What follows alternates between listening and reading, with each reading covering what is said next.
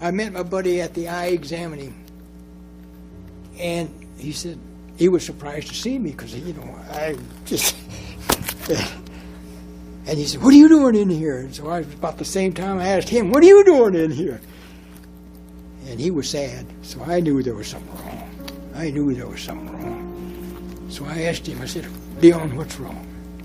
So very sadly he said, "I'm 21 years old, and today I learned I was colorblind." So when you're colorblind, you're colorblind. It doesn't make any difference what you do, you're colorblind.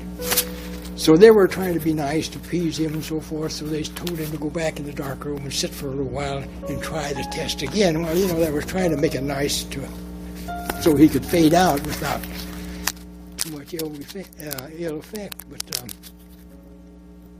so he went back, so I put my clothes on and went out. As I started out the door, this firm hand, somebody grabbed me by the shoulder, and I knew that it had to be the colonel, because that's the only big guy around there. He was a big guy, and he grabbed me and pulled me back in. He said, "Son," he said, when you go back, I want you to get your personal effects in order, because come September of this year, he says, you'll be assigned to a flying school.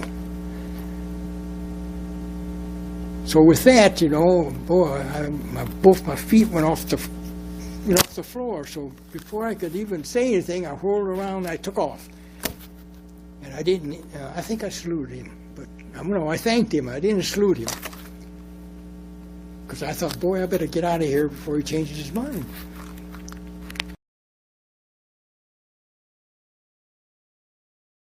Ohr graduated from flight school in 1942. After graduating, he was sent almost immediately to England in a staging area. It was at this time that the Air Corps was forming the units that would be sent over to Africa as air support for the invasion. He was sent to Iran 2 days after that area was surrendered. Ohr was supposed to be flown to Algiers, but because the flight lanes were closed, he was forced to take a boxcar over the mountains to Algiers, where he was to be a maintenance officer and test pilot. And my boss wouldn't let me fly any of the airplanes or anything, so I was really stuck. I thought that was the end of my career. So I thought, well, being a mechanic, certified mechanic, wouldn't be so bad either post-war, because I didn't know how I was going to get money enough to go to college. I was assigned to a depot, aircraft depot, where they repaired airplanes, and that's where I was supposed to be the assistant engineering officer and a test pilot. So I went in to meet my boss, and he was a young fellow. I think he was at least 2 years younger than I was. But he'd finished flying school a year earlier than I, so he got in that position first. So he was my boss. And I doubted very much that he knew anything about engineering, but that was his job, so I was reporting. He spent 2 hours there, me standing at attention. He didn't even offer me a place to sit. Standing at attention, listened to what he had to tell me, and all he could tell me was all the things that I couldn't do. And finally, you know, I was thinking to myself, gee, what is this all about? And to make a long story short, he came to the end and he pulled out opened his drawer and he pulled out a map, or a picture, colored picture, very pretty. And he laid it out in front of me and he says, "Do you know what this is?"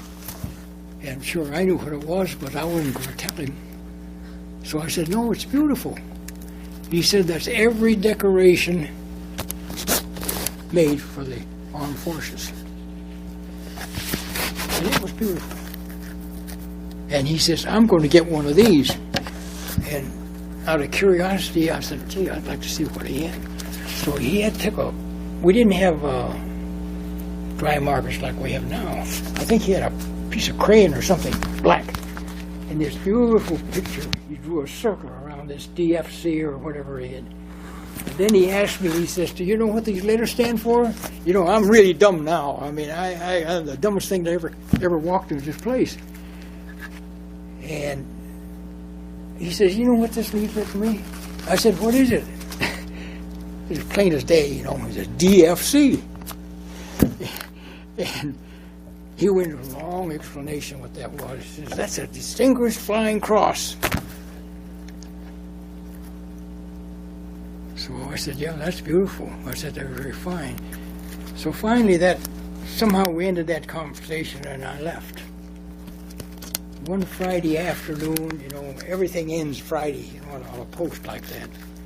So I was rushing around trying to get my work done so I could have some time off. And I went to the wrong end of the hangar because that's where his office was, and I happened to walk by and he saw me. He hollered, you know, for me to come in. Well, he's my boss, so I thought maybe he might have something for me to do. So I walked in and the same conversation again. The map came out, the black circle was still there. And finally, I was a little short on temper by that time because I was tired. I wanted to get my day done. It's Friday. So finally, leaving out some of the superlatives, I asked him, I says, sir, how and so forth do you ever expect to get a prestigious award like this without earning it? He said, I'll figure out a way. So I, you know, rudely said, I'm sure you will, and I left. In February of 1943, the United States military suffered one of its worst defeats of World War II. The 7th Army was defeated at Kasserine Pass. In the battle, the Allies lost around 10,000 men. Nearly 6,500 of these casualties were American soldiers. A depot that Ohr was stationed at this time was just miles from the site. I was on the airfield just about 10 miles or 13 miles from the airfield, and we had to retreat. Of course, because the Germans were coming. So we had 2 airplanes there, and my boss came to me and says, I'll fly the one on the right, you take the one on the left. So, you know, when you're kids, you know, you have things, you know, he says, which one you want? You know which one you want. So then you'll say, well, I'll take the one on the right, and you take the one on the left. So that thought came to me then, but the artillery shells were landing on the field. We didn't have much time. So I got my chute and we put it in that one and he got in the other one. And I hardly got seated. This guy takes off. And all I know is that we had to go west. And so I thought he was going to take off and circle around and wait for me. But he took off, and when we take off from that airfield, he had to take off right into the pass, do a 180, and head west. So I strapped in, and the crew chief was hesitant getting off the airplane because we always had a thing we went through when a crew chief got off the airplane. He tapped you on the helmet, telling you it was okay, good luck. Well, he wouldn't tap me on the head. So I said, Chief, what's wrong? He wouldn't do it. So finally, I was getting irritated because the shells were breaking on the field. I said, I used a few words there I won't repeat. So finally he said, all I can tell you is this. They flew this airplane in late last night. We didn't have a chance to open it up to take a look to see what was wrong with it. And that's all I can tell you. So I told him, I said, did this airplane fly? Can this airplane fly? And he was really hesitant. And finally he said, they flew it in. So I said, well, that's good enough for me. So I took off with it. So I got out and I checked it out. And I got inside first. And I never had an opportunity to, all this time, to sit in a P-40. That was a P-40 then. And I didn't even know how to start the thing. Here I'm supposed to be the engineering officer. So I asked the chief, I said, how do you start this thing? He came around, he said, see this black button? You push that when I plug you in. Then he said, well, down here is the lever to pull up the wheels. Over here is a lever to pull up the flaps. And he says, you know where the throttle is? I had my hand on that because they were together, the prop and the throttle. So he gets out. he taps me on the head. He was happy then.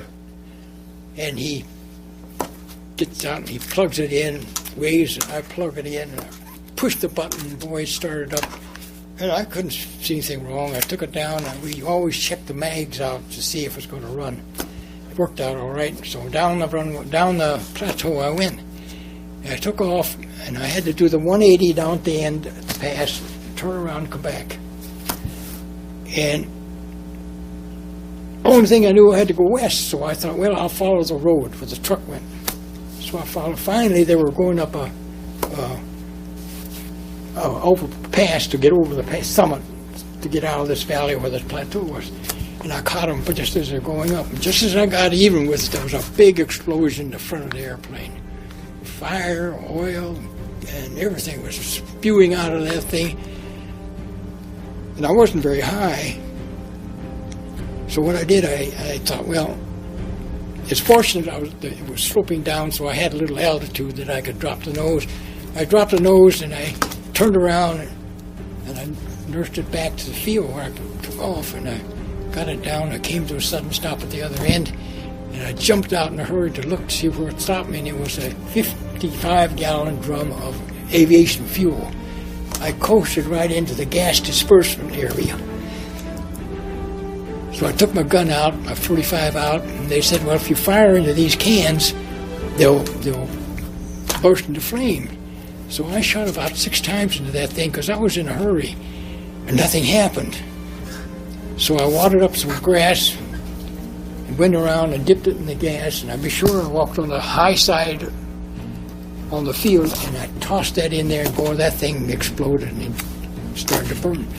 So then I went to the next airplane. I got it going the same way.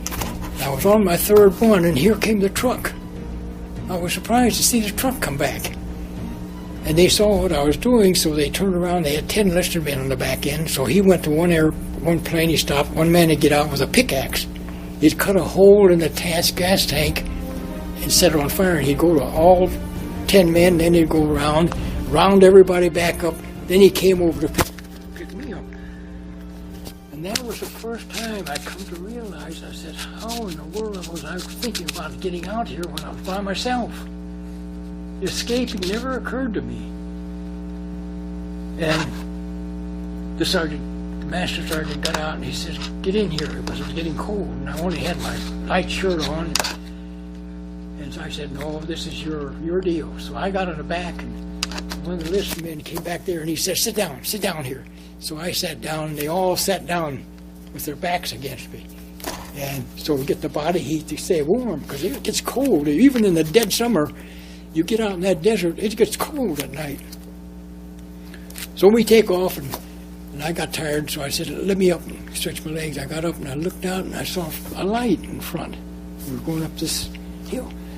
And I told the guys, hey, there's a light out there. So, boy, they all grabbed they had their own rifles. Got their rifles and loaded it up in the chamber, and we were waiting to see what the light was. And it was the rear guard of the retreating outfit that set up their last stand. It's on this ridge. And they were dug in, ready to take on whatever, if they got through. And he checked us over and let us go.